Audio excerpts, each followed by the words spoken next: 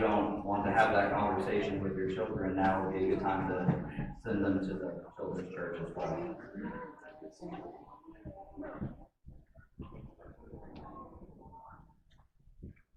Okay, now that half the congregation has left, please turn in your Bibles with me to Genesis chapter 19, where we pick up from where we left off.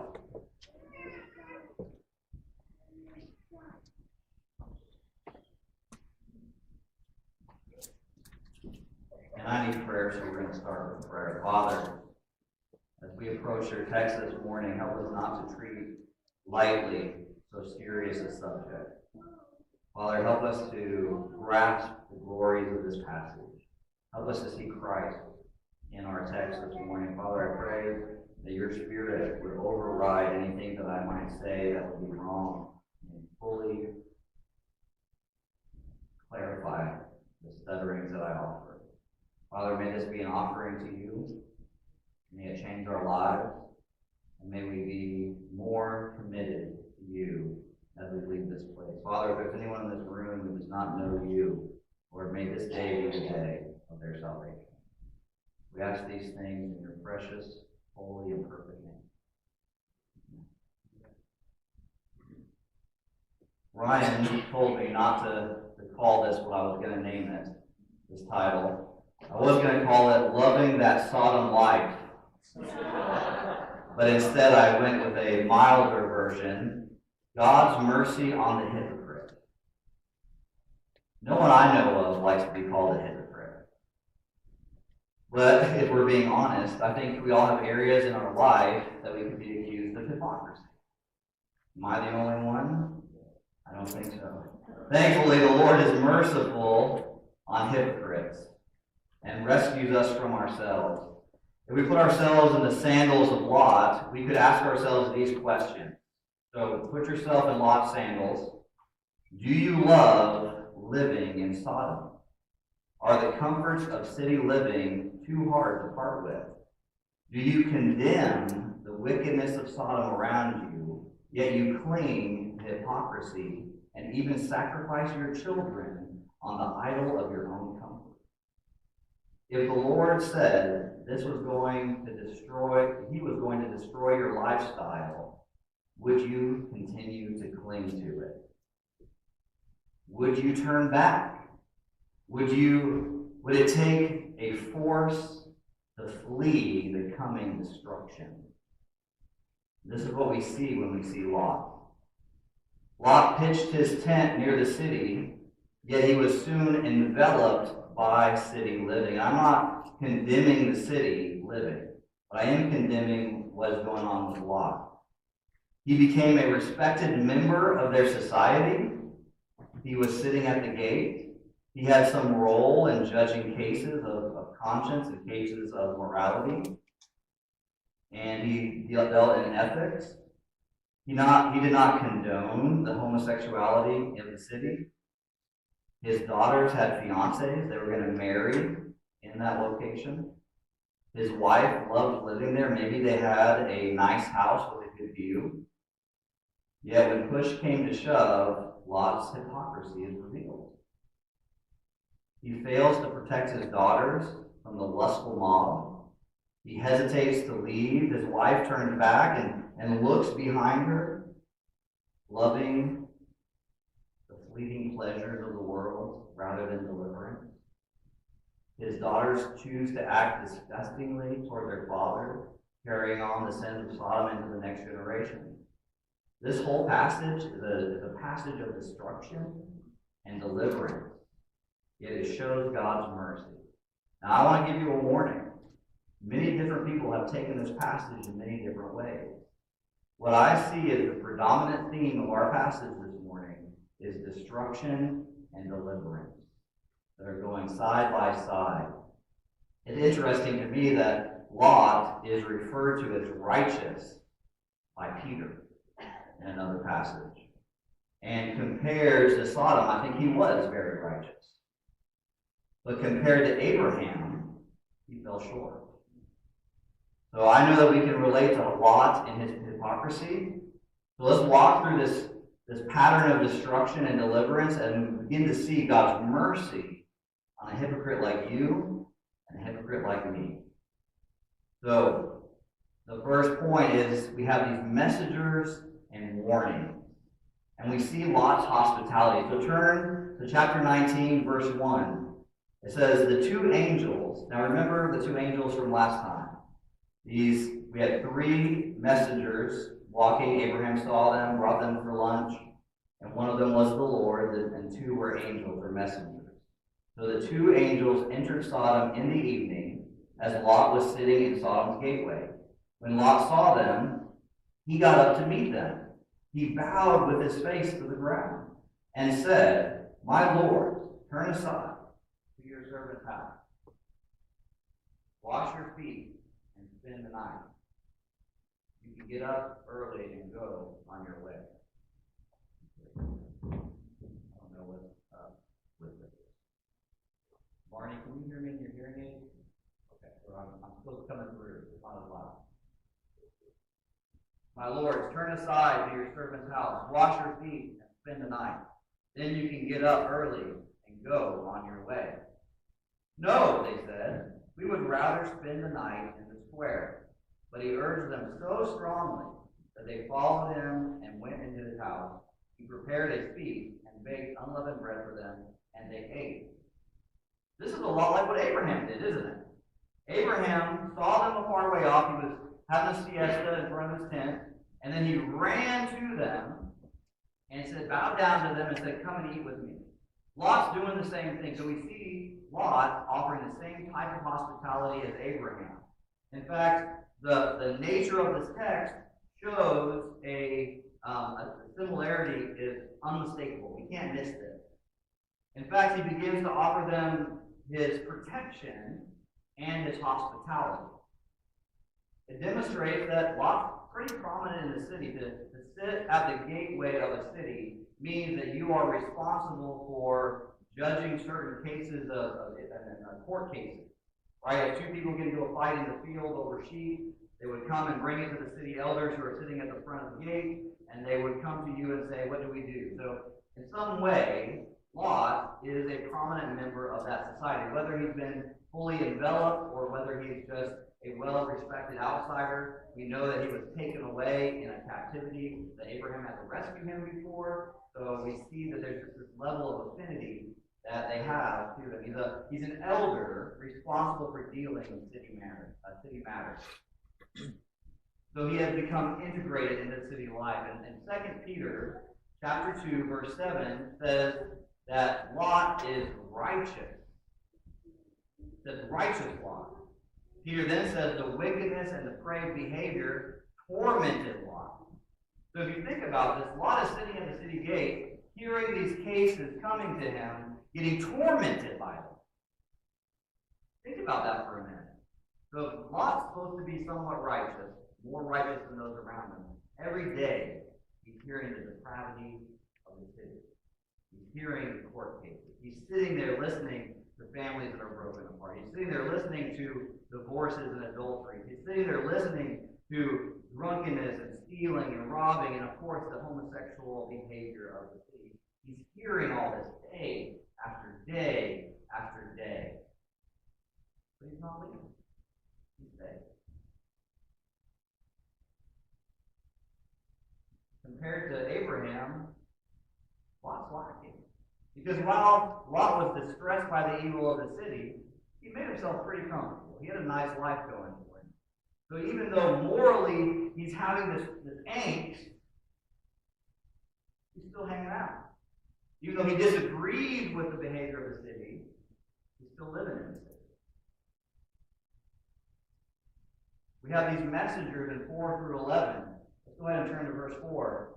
Before they went to bed, the men of the city of Sodom, both young and old, the whole population, surrounded the house. They called out to Lot and said, where are the men who came to you tonight? Send them out to us so that we can have sex with them. Some translations say so that we can know them.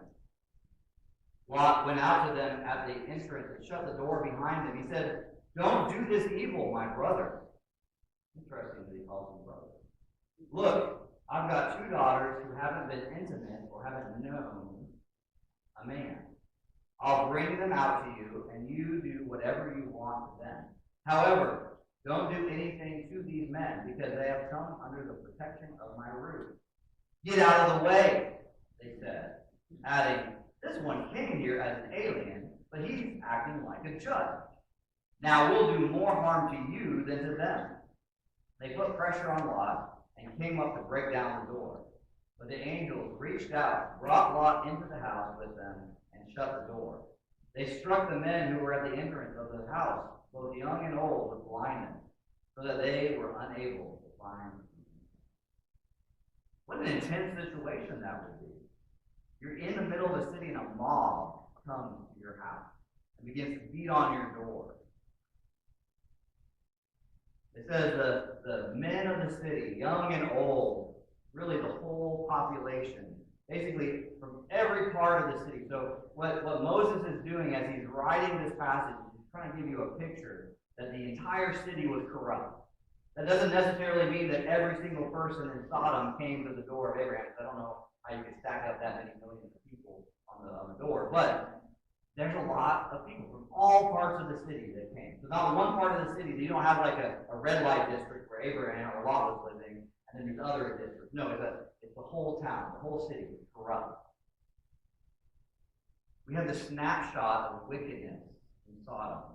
In fact, the comprehensiveness of their sin is evident to us, isn't it? They lay siege to their neighbor's house. Think about that for a minute. When you buy a house in a neighborhood, you're usually thinking, okay, my neighbors are not going to come and break my door down when they want something. Right? They may knock and be annoying, but they're not going to likely create a mob and try to bust into my house, my castle. But they run up like a bunch of animals. They have no shame. They're not embarrassed for what they're doing. They're doing this openly. Paul in Romans 1:18 says, for God's wrath is revealed from heaven against all godlessness and unrighteousness of people who by their unrighteousness suppress the truth. The people of Sodom have been handed over to their baser abuse, to the lust of the flesh. It's really a form of judgment. They were given over. In fact, it often blends in with other sins. You know, Moses doesn't give us a lot of details here. He really is just describing the scene. He doesn't describe who was the instigator, who said, hey, I just saw that Lot brought some angels back and some messengers back. Let's go get everybody riled up and go after these guys. He doesn't say any of that. He just says they all came like sharks at a feeding frenzy. Did you know that a group of sharks is called a shiver? I had to look that up. That's interesting. The restraint of age had no sway on this group. You know, as you see someone get older, even though they do have some sin proclivities, they get better at hiding it, don't they? They don't want to embarrass themselves. And then we don't have the inexperience of youth stopping this group. Both age and youth did not stop them from coming after these messengers. The whole people, all parts of the city, they came, and they demanded that Lot bring out his guests so they could know them. Some have argued that this means that they wanted to hassle them and maybe rob them. Some more liberal theologians have said that the sin of Sodom is actually inhospitality. They weren't very hospitable, which is kind of silly because Sodom's crime was not in hospitality, but in homosexuality. As we look, we see that the translation in the Greek Septuagint is that of sex. That's what they wanted to have with these men. Jude 7 says, likewise, Sodom and Gomorrah and the surrounding towns committed sexual immorality and perversion and serve as an example by undergoing the punishment of eternal fire. The crime of Sodom was homosexual sex. That's the problem. I think it takes some serious gymnastics to get around the clear issue here. The people of Sodom were so consumed with their own lust, they were willing to force their neighbors to go along with it. I don't know how it started for Sodom and Gomorrah and that whole region of 5 cities. Maybe it started with no fault divorce. Maybe it started with premarital sex. Maybe it started with regular heterosex and moved into homosexual sex.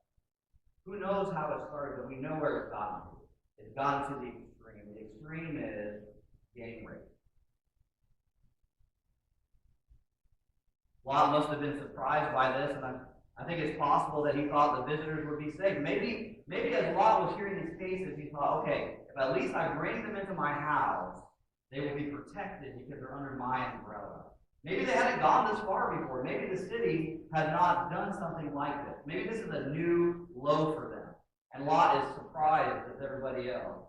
Maybe he said, because I'm some kind of judge, some kind of lawgiver, some kind of ethical guardian, maybe they'll give me a pass and they won't try to break in. Because he even called them brothers, didn't he? He said, my brother. He tried to appeal to them based on familiarity. In 6 through 7, he began to reason with them. In verse 8, we see his desperation to protect his guests. Look at verse 8 again. Look, or behold, I've got 2 daughters who haven't been intimate with a man. I'll bring them out to you, and you can do whatever you want to them. However, don't do anything to these men, because they have come under the protection of my word. That is such a disgusting thing. Are you not disgusted by that? Amen. We see that in his desperation to protect his guests, he offers a wicked solution. He does not hesitate to prostitute his own daughter.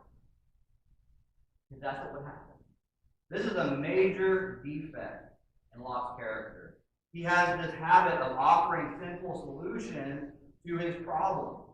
The word intimate means to be known, the same word that the men wanted to do to the visitors. I think it's hard not to see the connection here. Lot tries to remedy evil by means of another. I think there's 2 important lessons that stand out to me from this our passage alone. Number 1 is we must be very careful in the heat of the moment, under pressure, not to offer up wicked solutions to our problem. 2 wrongs don't make a right. If the world puts pressure on you, your response cannot be to do some other evil thing. It can be tempting to lash out in anger when pressured to engage in sin, or to try another type of solution. Think about that with me for a minute. How often do we, in our own hearts, think about using another wrong solution to prevent some other evil? Right? So you don't want to divorce, so you decide that you're going to cohabitate with your girlfriend or boyfriend prior to marriage. You're using an evil solution to try to remedy another evil. You have all these options, right? We don't want to watch a scene filled with gratuitous sex, so we watch a violent film instead, right? Or all these different things that happen. Second lesson, I think, is that if you resist the lust and the desires of sinful people, you will be accused of judging. You will be accused of having a holier-than-thou attitude. It should never surprise us. In fact, they might just get even more angry and threaten us. It is obvious because they rarely respond to reason. No amount of explanation or warning will stop them. It will only take a divine act to rescue someone caught in this situation. If you ever had to tell someone that you love not to do that evil thing, how quickly do they turn on you? Very quickly. It takes a divine act, which is what the angels do. They reach out and rescue Lot. Lot thought he was offering them protection, but in reality, they're protecting him. And they drag him in, and they blind the men that were looking, leaving them groping around outside. They disperse the mob like a flashbang grenade, right? They throw flashbangs and tear gas and blind and mess them up so they can't find the door anymore. And then we have a warning, verses 12 through 14. The angels have had enough. Look at verse 12. Then the angel said to Lot, do you have anyone else here, a son-in-law, your sons and daughters, or anyone else in the city who belongs to you? Get them out of this place. For we are about to destroy this place because the outcry against this people is so great before the Lord that the Lord has sent us to destroy it. Imagine living in that city with that mentality that they have. Wild. The angels have had enough evidence that the city is bound for destruction. There were not enough righteous men. Remember last week, Abraham was like going back and forth with the Lord about, well, if there's 10 men, and they settled on 10. There was not enough. Not even 10 could be found. And they told Lot to get his family together and get out of town right away. The warning is that they were going to destroy the city. But there's a problem that arises. Look at verse 15 with me. The allure of the world is so strong. At daybreak, I didn't read 14. So Lot went out and spoke to his sons-in-law who were going to marry his daughter. Get up, he said. Get out of this place, for the Lord is about to destroy the city. But his sons-in-law thought he would kill. They thought the father-in-law was making some jokes. Very interesting, the relationship that he had with him. They did not respect him enough to take him serious. Using very strong language of get up, get out, let's go. You're going to be destroyed. And then 15, we have the allure of the world. At daybreak, so it's all night long, he's been running around trying to get his sons-in-laws to go, looking around the house, figuring out what they're going to take. At daybreak, the angels urged Lot on, get up, take your wife and your 2 daughters who are here, or you will be swept away in the punishment of the city. But he hesitated because of the Lord's compassion for him. The men grabbed his hand, his wife's hand, and the hand of his 2 daughters. They brought him out of the city and left him outside the city. The grip of this present world is so strong. Knowing that the city will be destroyed, he still lingered. Did you notice that in the text? He's still waiting. The pull is like a magnet, or the draw of gravity, or the pull of a tide. The angels have to repeat this warning over and over again. They say, get up, get your family out of here, stop delaying. What was the cause of this delay? Maybe he was wondering, what am I going to pack? What am I going to bring with me? I don't want to leave that nice comfy bed behind. You know, we have wildfire season here. Many of you have probably been watching the fires in Hereford. And you know that they give out a warning, like, hey, get your bag ready. And then it's like, oh no, get out of here. Get going. If you were to sit there at your house and just kind of kick up your feet and look around and say, okay, what am I going to take with me? That's what you would be like, Lot. Instead of getting out, grabbing the necessities and running out of your house. It says that Lot hesitated in verse 16. We don't know why he hesitated, but it seems like Lot was really addicted to his comfort. Living in the city is nice compared to living a life of a wanderer in a tent. My boys and I, we've been hiking. We hiked across the Washuka Mountains this weekend, and we stayed in a tent on Thursday night, and it was super windy up there. And that tent was like halfway folded. My air mattress that I carried, or not air, what do you call those things? Like they're really small, not mattress. Air pad kept deflating, right? So we had rocks in our back, and we finally got home to my own bed, and I just collapsed in that thing. I was like, oh, it's so good to be home. Imagine Lot living in a tent for all these years with Abraham and wandering around in the wilderness. Finally, he's in a house. His wife is happy there. He doesn't have to carry his kids around with him everywhere and find food, right? You don't have to carry water and then watch your son drink all the water and then wonder if you're going to get any water at the next stop, right? All these issues that we have. And he doesn't have to do that because he's living in the city. He likes it compared to wandering around. kind of like the Israelites, isn't it?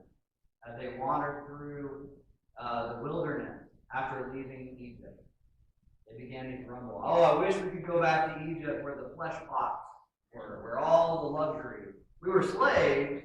I wish we could go back. We have the same mentality. In fact, I think Moses is including this aspect of the story to encourage the Israelites that he's writing to keep pushing forward. So we know that Moses wrote this. He wrote this inspired part of the text in order for us to understand and also for the Israelites to know what's going on. We're going to actually dig into that really deep next week when we talk about Lot and his daughter and the offspring they produced, Moab and the Ammonites. So the Lord has compassion on this hypocrite. He grabs them and pulls them out of the city. Don't we see that in our own lives? Have you had that happen to you in your life? Has there been something that you've been holding on tightly to, something in the world that you've been clinging to and spending your life on, and then the Lord removes it? He removes the source of your counterfeit love. Has that ever happened to you before? Maybe you recognize this truism from an old Puritan that contentment is by subtraction, not addition. Sometimes removing the things that we have provides contentment. But what's more, Lot is not content with just being delivered. He wants more. Man, Lot's an interesting character. I mean, we could spend all day just studying Lot's character. Look at this. In verse 17. As soon as the angels got them outside, one of them said, "Run for your lives. Don't look back and don't stop anywhere on the plain. Run to the mountain or you will be swept away." So imagine the wildfire is coming. A firefighter comes into your house, kicks in your door, grabs you, drags you outside, and shoves you towards the mountain and says, "Get going. You are going to die." And you say, wait a sec, because that's what we see. Verse 18. But Lot said to them, "No, my lord, please." They're like, this whole place is going to burn down around you. Lot says, "No, my lord, please." 19, your servant has indeed found favor with you. So he recognizes the mercy. "You have shown me great kindness by saving my life, but I can't run to the mountain. The disaster will overtake me, and I will die." I don't know what Lot's thinking, but that's what he says. And in verse 20, "Look, this town is close enough for me to flee to. It is a small place. Please let me run to it. It's only a small place, isn't it? So that I can survive." You see what he did? He wants a little Sodom. He wants a small place, a little tiny Sodom that he can run to. He still longs for the city living. He begs for little Sodom, Zoar, which means little. Now, I can't help but see myself from this perspective. You know, I love the Lord's deliverance. I love living for Him. I love what He has given me. But sometimes I want a taste of the world. Don't you? Sometimes the world is alluring. We say something like, "Lord, I will follow you fully. Just make people like me. Lord, I'll be obedient. I will go to the ends of earth. Please don't send me to Africa." Right? "Lord, I love you. Don't send me to Arizona." Anything like that. Do you recognize your affinity to Lot in this hypocrisy? I was going to not do this, but every time I see a commercial, I cringe. And the reason is, commercials are so well designed, aren't they? They're designed to give you dissatisfaction with what you already have. Right? So you have a sweet iPhone that can like talk to space and come back and do all this stuff, and you have maybe version 10, but there's like 20 more versions out there, something like that, right? Some amount. And they say, "Well, your phone doesn't have 4K video. You only have 3.5K video. You really need that 0.5 because look how much more intense it's going to look." And so they try to say, "Well, what you have is insufficient." And that's what we see here. We get discontented by the things of this world. Oh, you have joy in the Lord, but you can have happiness too if you live this way. And we see the angels, they they show that the Lord is gracious. They're not even going to wipe out this little Sodom. Look at this in 21. And he said to him, the angel replied, "All right, I'll grant your request about this matter too, and will not demolish the town you mentioned." The Lord is gracious to this hypocrite who still wants to live in the city after all this, after almost having his door beaten down by a wild mob of men. What makes him think it's going to be any better? So in verse 22 it says, "Hurry up, run to it, for I cannot do anything until you get there." Therefore the name of the city is Sodom. But they encourage him to hurry. They said, "Speed up, get moving." We know that the world is alluring. It seeks to draw us in. It seeks to dissatisfy us with what we have and then to engage our lust and our desire. If you are a Christian, the world will seek to draw your attention from Christ and from righteous living. I mean, how often does someone come up to you as a non-believer and say, "Well, you Christians, you guys, you don't have any fun." Kevin told the story in his little presentation a couple of weeks ago about they were he worked at a coffee place and they had some work they were doing, and there was a bunch of Christians in there. They were singing, laughing, joking, and just doing their work, having a great time. And one of the contractors that came in said, "Man, what, you guys are laughing, and he was trying to find a way to share the gospel. They were trying to share the gospel with each other." And then both found out they're Christian. He's like, "Oh, I didn't know you guys were Christian. I didn't realize that." And Kevin's like, "What do you mean?" He's like, "Well, you guys are having so much fun in here." Right? How often is that the perception? That we don't have joy. It's because the world wants to dissatisfy us with the joy that comes from the Lord. They want to draw you away. And then finally, we see the tension at its max. Lot and his daughters and his wife, they are running to a little city for survival. The Lord is going to destroy the wicked. And we have the destruction of the wicked in verse 22. The sun had risen over the land when Lot reached Zoar. When then, out of the sky, the Lord rained on Sodom and Gomorrah, burning sulfur from the Lord. He demolished these cities, the entire plain, all the inhabitants of the city, and whatever grew on the ground. But Lot's wife looked back and became a pillar of salt. The destruction is total. Reading about the wrath of God on sin can be very difficult for a lot of us if we do not see the level of wickedness that was common in the land. Really, this is an act of mercy on God's part. Removing those who delighted in wickedness from the land to destruction. Archaeologists have a general idea about where these cities were. They're on the southeast side of the Dead Sea. That'll be like this. They have found 1.5 million bodies and graves in the area, and it's unique from all the other sulfur found in the rest of the world. It's a very unique type of sulfur. In fact, it's 90 to 95% pure. So as they've unearthed things and they found the sulfur, they begin to test it, they recognize that this is a pure sulfur. In fact, you can light it and it will burn. And then none of the stones of these sulfur stones, they were found outside of the city. Only the cities were hit with it. So they haven't found these sulfur stones anywhere else, just on the cities that they've excavated. And very unique, and I think it makes a statement. 2 Peter 2:6 says, "And if he reduced the cities of Sodom and Gomorrah to ashes and condemned them to extinction, making them an example of what is coming to the ungodly." The destruction is a warning to the ungodly of what will happen. Revelation 20:10, "The devil who deceived them was thrown into the lake of fire and sulfur, where the beast and the false prophet are, and they will be tormented day and night forever and ever." This sulfur, this burning brimstone, as sometimes as it's called, is so devastating. In fact, that's what they're using in the New Testament to refer to what hell is going to be. This is an example to the Israelites who are going into the land to not partake in the deeds of the Canaanites. Jesus and the apostles refer to this event as an upcoming judgment of God against the wicked.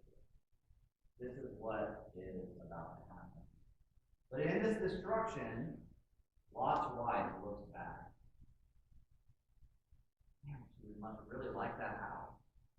She looks back at that city. After all that, after her daughters were almost involved in a terrible crime, she looks back. Man, that has a draw, doesn't it? And then we get Abraham's point of view. In verse 27, early in the morning, Abraham went to the place where he had stood before the Lord. He looked down toward Sodom and Gomorrah and all the land of the plain. And he saw that smoke was going up from the land like the smoke of a furnace. So it was when God destroyed the cities of the plain. He remembered Abraham and brought Lot out of the middle of the upheaval and demolished the cities where Lot had lived. Nancy lives up on a hill over Nixville. She can look out and see all the devastation from the fires this week in the Hereford area. And you can see the smoke rising from where she was. That's what Abraham did. He came to the edge of the hill and he looked out and he saw burning smoke and fire. It looks like fire. It looks like a lake of fire. We're not going to, it doesn't fully close out the narrative because then Lot and his daughters, they go hide in a cave. We're not going to talk about that this week. I want to spend extra time next week discussing that because that's often a text that an atheist will bring to me to argue for how disgusting the Bible is. And I think there's a reason that's in there, and we're going to talk about it, so come back next week. But when Abraham saw the complete destruction of the city of the plain, I'm sure he wondered if Lot had survived. Nancy probably wondered, do I know anybody in those burned up areas? If you were thinking about what happened to them, is my cousin caught in the fire? I had several pastor friends call me wondering if we were okay. In fact, I was calling them and wondering if they were okay. And that's another story for another time. But verse 29 gives us a summary statement. It highlights God's mercy on Lot by bringing him out for the sake of Abraham. Not because Lot was righteous, but because of Abraham. Did you catch that? Look at this last verse with me. So it was, when God destroyed the cities of the plain, he remembered Abraham and brought Lot out of the middle of the upheaval when he demolished the cities where Lot had lived. So we can see God's mercy extend to a hypocrite like you and me because of the intercession of another. Did you notice that? Because of the intercession of Abraham, Lot survived. Not because Lot was worthy, but because he was. The theme of our text is deliverance and judgment, or deliverance and destruction. And in Christ, both of these two themes are combined, aren't they? When you think about Jesus Christ and the work he did on the cross, both of these themes are combined. That Jesus faced the Father's wrath for our deliverance. Jesus intercedes on behalf of sinners like you and me because of our hypocrisy. If we survey this passage, I think it's hard not to see how God operates. He warns us of the coming destruction, the wickedness of sin, how sin can be contagious. We can ourselves get trapped by the alluring power of that sin in the world. But it's only by God's mercy that hypocrites like us are saved. Not by our own strength, as Kevin shared in the psalm reading, but because of God's mercy. Sometimes he has to yank us from the fires of destruction. Sometimes he has to put you at rock bottom in your life. Sometimes he has to remove everything that you've been loving apart from him to get you to see the value of Christ. And our tendency is to look back or to hesitate when we are called away from our sin. Sometimes we like to lay there and remain in it, don't we?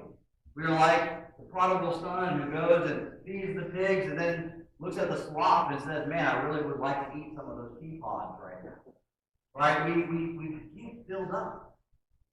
We want a little Sodom sometimes. But yet God also sends us as warning agents. You and I, as Christians, we're called to be warning agents to our community. We are called to warn people of the coming destruction, of the sin in their lives. How are you doing with that? Are you scared of offending them? Are you worried about hurting their feelings? Are you worried about being called holier than thou? Are you worried about being judged? I will tell you, that's a dangerous place to be. warn them, yank them from the fire. Let people know the danger they are in. And Lord, help us. This week I want you to consider, is there a little Sodom in your life? Is there some area of your life that you are holding on to, that you are clinging to? Are you trying to walk the path of a Christian and the path of a Sodomite? Are you trying to live the life of a Sodom, of someone who lives in Sodom? Or are you trying to live the life? Which one's it going to be? No, you can't have it both ways. You cannot escape Sodom and turn back and look at it at the same time. You have to keep moving forward. So let's close this time in prayer. Father, as we end our time of preaching, that you would drive this passage home to our own heart. Lord, it's so easy to condemn the people of Sodom. It's so easy to condemn Lot until we see ourselves in this picture. Father, I pray that we would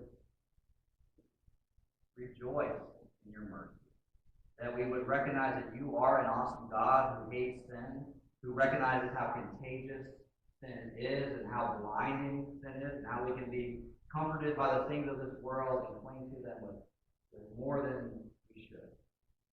Father, I pray for this congregation that we would be bold in sharing and warning people of the coming judgment that is before them. Lord, I'm reminded of a story about a man who rode next to an agnostic or an atheist on an airplane ride and didn't even say a word about the gospel. And that atheist turned and said, I know you're a Christian. Why did you not share the gospel? He's like, do you hate me that much? If you truly believe what you believe. Father, if we truly believe that destruction is coming, then we be people who warn about it. Father, give us the courage and the boldness to do so. We ask these things in your precious and holy name.